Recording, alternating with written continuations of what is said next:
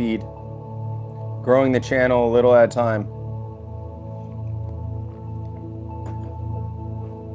I'm still waiting for some quality questions. I'm not trying to read all the time on this channel. I want to get in some real discussions over the stuff I've written, over the stuff I've read. This is a hybrid sermon, a hybrid writing of Nick Fuentes and Walt Whitman, part 1. Let's begin. I am Abe Zucca. This is The Transparent Soul and Axioms of Eternal Motion, written by me. You can check out my art at zuccagallery.com. You can come into my gallery at 1301 Grand. Let's begin. The eye and the shell. The universe may be read in a single object, a seashell, a flower, a human glance. Each contains the total pattern of creation compressed into form. The secret of the cosmos is holographic. The whole writes itself on the smallest surface, on the thumbnail, as if each knot carried the infinite code in miniature.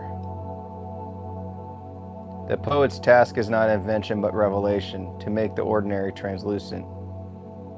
He throws enchantment over trivial things until their dust throbs with the nerves of God. To see the divine in the particular is to reawaken Eden-like perception, the ability to name the world anew. The poet's moment of inspiration mirrors the sea's tide. The instant of fullness gives way to ebb, leaving pale shells upon the desert shore. Memory retains form but loses life's phosphorescence. What the poet gathers from nature dies in his pocket unless he preserves the composition, the living relation between things, light and air. Detached beauty is only a relic. Beauty lives by context.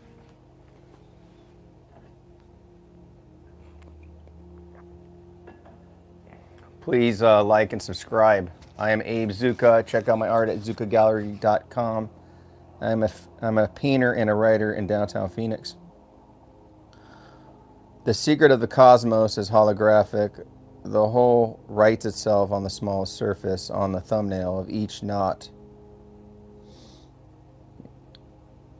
To see the divine in the particular, to reawaken the Eden-like perception. The poet's moment of inspiration mirrors the sea's tide. The instant of fullness gives way to ebb, leaving pale shells upon the desert shore. What the poet gathers from nature dies in the pocket unless he preserves the composition. Composition is communion. The shell is lovely only while wet and social by the sea. Art is that wetness, the participation of part and whole. The poet must learn to see in relation, not in isolation. The perfection of the whole redeems the imperfection of each part. In poetry, as in nature, vitality depends on rhythmic wholeness. Each form must grow, not be assembled. The poet's failure begins when he mistakes the residue for the revelation, when the written shell replaces the living tide. The true artist is a liberating God. He gives men exhilaration, making them drunk with the wonder of life.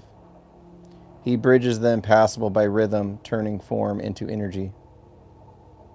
The power of poetry lies in the rhapsodic possession, not in control but in surrender. The poet does not write poems, poems happen through him. Inspiration is an intoxication with the universal pulse. To write well is to be possessed by the same current that shapes the seashell's spiral. Emerson sought the wildest freedom of primitive song, yet his restraint betrayed him. His rhythm often halted at the threshold of ecstasy. His poetry aspired to prophecy but remained a sermon. The impulse towards rapture is not escapism but ontology. Man is most himself when seized by what exceeds him. Poetry begins in the slightest change of name, in the act of perceiving identity beneath variety. To rename the world is to recreate it. The poet must cling to the sensuous to preserve the spiritual. The soul is revealed not by abstraction, but by the smell of elder blow, the shimmer of a shell, the hum of bees. The poet's danger lies in detachment. If he lifts his feet too far from the ground, he forfeits the reality of his song. True poetry reconciles the ideal and the actual. It is the electric rod connecting heaven and the dark, wet soil. The poet must converse with pure thought and demonstrate it to the senses. His words must be pictures, his verses spheres and cubes. Emerson's defect as poet reveals his doctrine's flaw. He trusted the mind more than the world. The flow of ideas outpaced the pulse of experience. The sensual man conforms thoughts to things. The poet conforms things to his thoughts. In this inversion lies the tension of idealism. Vision remakes nature, but risks losing nature itself. The transparent eyeball is not metaphor, but method. Seeing becomes a mode of union with the universal. To see truly is to dissolve the barrier between seer and seen. The eye is the first instrument of transcendence. Every act of vision is an act of fusion. The body surrendered to the soul's light. The poet's instrument is not the lyre, but the eye. He is the musician of light, his rhythms drawn from the vibration of form. Beauty is its own excuse for being, yet beauty is not indulgence, it is the economy of creation. Form arising from function. The tint of the flower proceeds from its root. The simplicity, the shell, the elder blow, this is the grammar of American beauty, functional, luminous, self-justifying. Fuentes' eye became his faith. To perceive clearly was to pray. To integrate all parts by vision was to redeem the world from fragmentation. The vocation is to see thoroughly, to see through not merely at. Perception is the first sacrament, imagination, its fulfillment. The act of seeing is already symbolic. The eye translates light into understanding, just as the poet translates experience into form. Poetry fails when the gaze becomes self-enclosed, when the eye reflects only its own light. Then transcendence collapses into solipsism. Vision must be both outward and inward. The poet sees the visible world as parable, the invisible as pattern. He reconciles perception with creation. The age of Fuentes was ocular. The age of Whitman embodied that vision in flesh. The eye gave way to voice, the seer to the prophet. The poet's task is not escape, but mediation. Standing between heaven and earth like a lightning rod, transmitting spirit into matter and matter into meaning. The soul makes its own world, yet without the resistance of things, there is no soul to make it. Only through the fiction of the actual does inspiration ignite. The poet's indirection is his honesty. Truth arrives obliquely by reflection, never by frontal assertion. All revelation is refracted. The gods prefer indirect names. To speak plainly of divinity is to profane it. Symbol is the indirection raised to vision. It unites concealment with disclosure, turning mystery into method.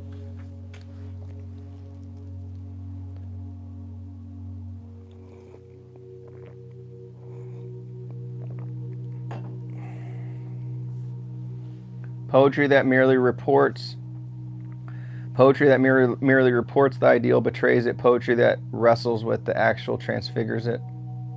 The higher world is found by plunging into the lower. The greatest art is not escape from experience, but the conquest of experience by imagination. Tragedy, not serenity, proves transcendence. The poet must risk incoherence to attain depth. He must touch the real to find the eternal. When the poet forgets his soul, his song becomes sermon. When he immerses in the soil, his words grow into revelation. Indirection is not evasion, but precision of the spirit. The only straight path to truth is the curved one. The only straight path to truth is the curved one. The aim of the poem is not to describe, but to recreate. The act of seeing, to preserve beauty, is already to participate in it. The true poem is an organism, not an ornament. Its rhythm grows from necessity as the shell's pattern grows from its hidden law. To integrate all parts by sight, as Fuentes hoped, is the definition of poetic wholeness. The vision where perception, imagination, and divinity become indistinguishable. Thus, the eye becomes the organ of the soul. The poem is mirror and the world is reflection. Indirection and symbol. Truth cannot be seized head on. Every direct approach blinds. Only reflection reveals. The light of the divine must enter the eye The light of the divine must enter the eye at an angle. The gods like indirect names. All revelation is elliptical. To name directly is to destroy mystery. To hint is to evoke it. Indirection is not concealment, but fidelity to reality's structure. The universe itself speaks through metaphor. The symbol is the only language capable of carrying spirit without breaking it. It says one thing and means two other facts, inner correspondence.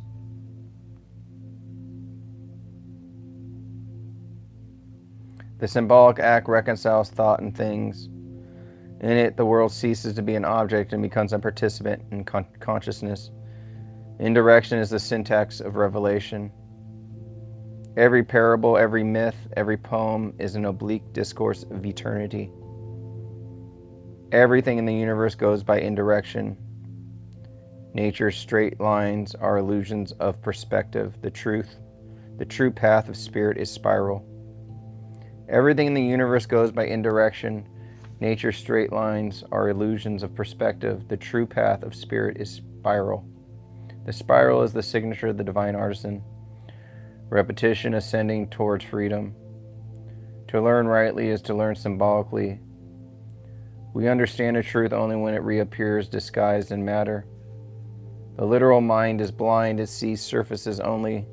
The symbolic mind sees through surfaces into correspondences.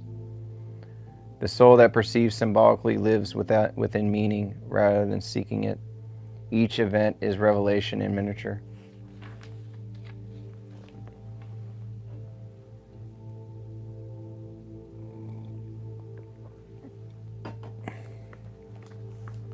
The symbol heals the fracture between idea and experience, between the two lives of the understanding and of the soul.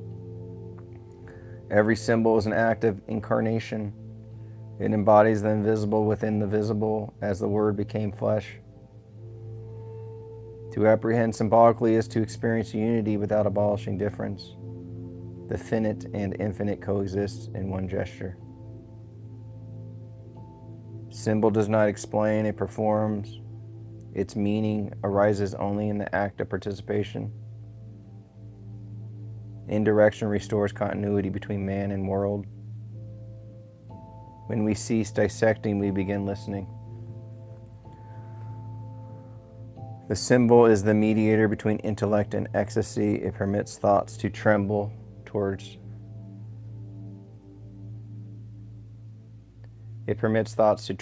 rapture without dissolution.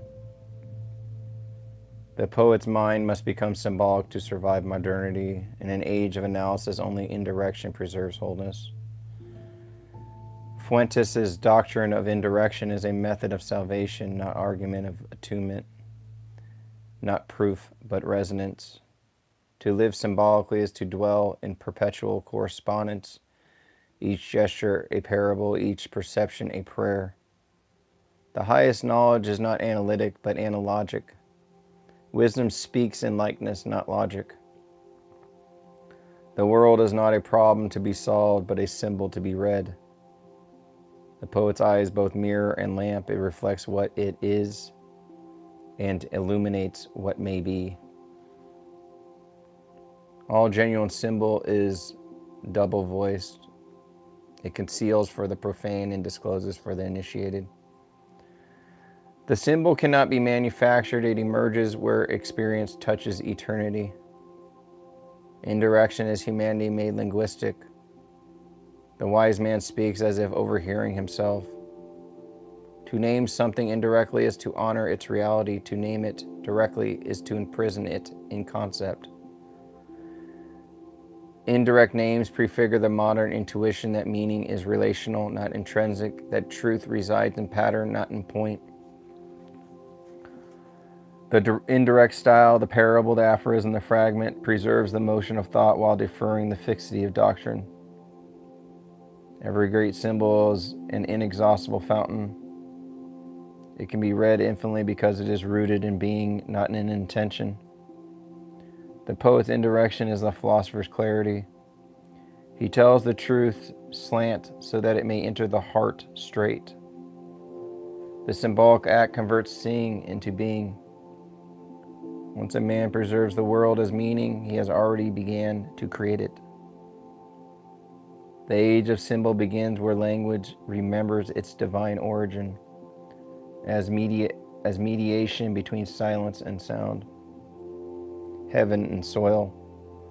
The truest symbol is transparent. It hides nothing but shows how everything hides itself. Indirection is not evasion but participation in the rhythm of revelation. Approach, withdrawal, return. The universe itself is an infinite metaphor of God to himself. To live symbolically is to take part in the self-reading. The poet, the seer, the saint differ only by degree of indirection. All are interpreters of the invisible through the visible. Heaven walks among us ordinarily muffled. The task of the symbolic mind is to perceive the gods beneath the disguises of the day. Every moment is an allegory awaiting recognition. To see symbolically is to live as if meaning were everywhere, which it is. Indirection is the discipline of wonder. It teaches the mind to bow before mystery rather than seize it. Symbol and indirection illuminate. Symbol and indirection culminate in silence, the point where expression exhausts itself in vision. The silence after the symbol is the highest poetry, the word returning to the ineffable from which it came. That is the end of part 1 of Eternal Motion. I'm Abe Zucca. Check out my art at zuccagallery.com. I'll see you guys later.